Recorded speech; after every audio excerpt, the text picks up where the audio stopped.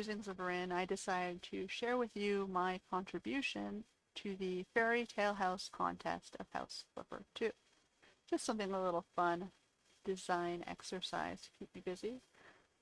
So if you haven't, guessed by looking at this scene here, the fairy tale myth that I chose to use was the Little Mermaid. So you've got a sort of sunken underground city that sort of took elements from the sunken cities of Egypt, we'll say. So you've got some sunken households on this side, and sort of a fountain and a meeting place on that side that might have once housed a statue that is no longer there. So we've got this sort of carved out structure in the rocks, and this leads us into a underground sort of entryway that is sort of supposed to look like a temple space. So you've got little symbols of sea creatures indicating it's a undersea temple.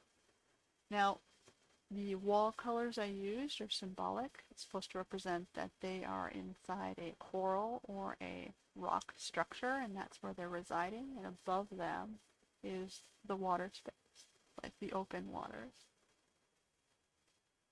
So we'll start walking across the dining hall. So you'll notice that I've got 8 chairs here. 7 are similar.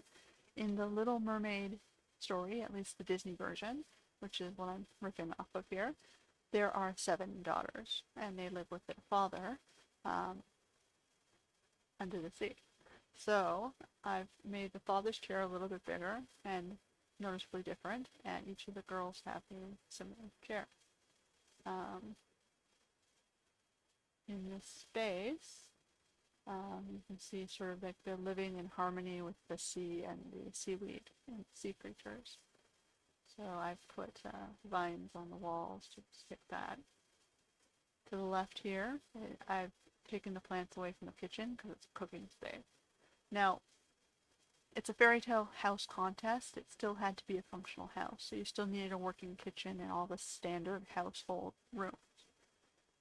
So I tried to pull elements here out of my color scheme, and you'll notice I have mugs for each of the daughters and their father in white here to represent his beard. So that is the cooking space. On this side, I've got a sort of a barn door with 2 rooms. One is a sort of a laundry room space for cleaning, and the other is a pantry space for trash and food storage. If we go back out here, this is the outer, gardens. You'll see I've put onto the floor the symbol of the trident that he holds to represent this is his kingdom and his space. So I wanted to represent a space where it looked like undersea life. So you'll notice I'm not using flowers, it's all leafy green. And I wanted a space where they would grow their own food because, they're living off the grid, right? So I have sort of an herb garden here and, some ornamental plants and things they might be eating.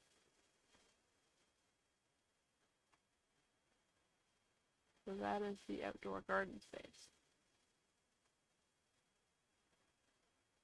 We'll go through the living room. So I've used elements to signify sea life, so fishes, turtle, a whale, more fish, an octopus, a snail, and another whale. So this sort of signifies a common area where they would spend their time in harmony with the other sea creatures. So, they've got a play space to watch TV, listen to the radio, read some books, or just chill out and talk. Up the stairs, we start to make our way into the common sea space. So I don't know if you remember the Little Mermaid, but you might recognize Sebastian here. He was their music tutor in the Disney version.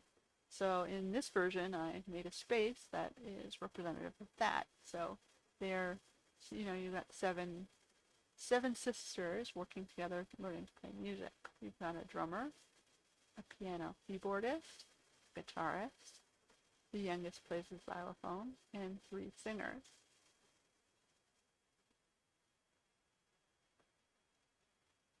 Okay, and watching them might be the sea life here. That's what these are indicating. Sitting in this space would be visitors watching them play. On this side of the hall, I made a little educational spot, a chalkboard and some educational books so Sebastian can teach them practical things. So building, cooking, gardening, and sea and fish life, as well as some stories in the area. On this side is the father's office where he manages his kingdom. So you've got, a magazine about the what's going on today in the, amphibian sea life. You've got a book talking about the fisheries and who's attacking them and going after their fish life, and a general news report. You've got a sitting area where, you can sit and play chess with Sebastian, and a workspace where he can manage his seed.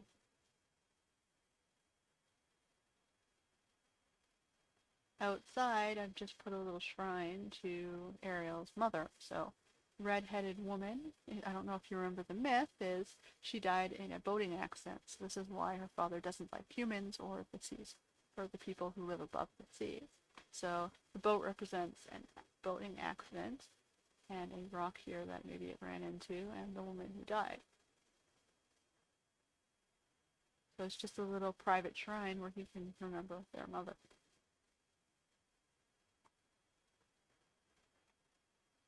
On this side is the master bedroom. So, he's a king. He needs this large, grand space to be private for himself. And he's got a little chair here where he can hide out from Sebastian's girls.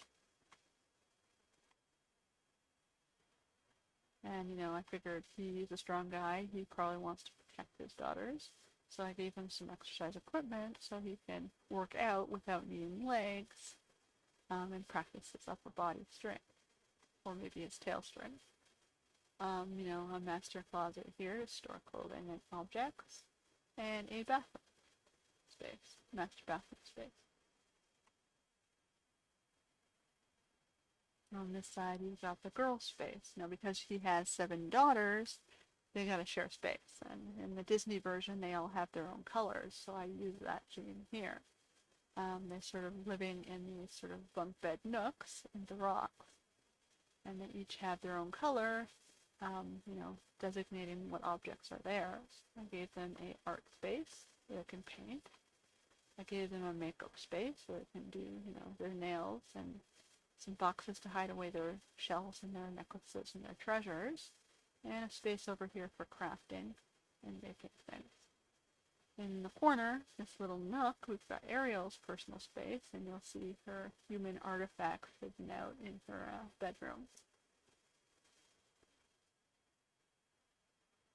Over here, we've got the closets, which, designates what's their belongings, as well as some common shared things they might fight over and, use together. So that is the daughter's room. We've got a little balcony here out back, which overlooks the gardens. And I put these bubble windows to signify holes in the rocks that maybe the girls would swim out of to access the garden.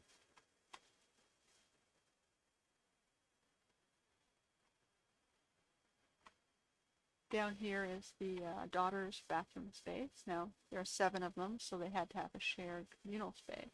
So I made a very large tub with a shower space that they would share and maybe have communal bathing. I mean, they're all sisters. Should be fine, right? And I gave them 2 lounge spots here where, mermaids can lounge and sun themselves. And that's what that's supposed to represent. I gave them a shared bathroom space with 3 bathroom stalls to be shared amongst the 7 sisters, so it's not as hard on them.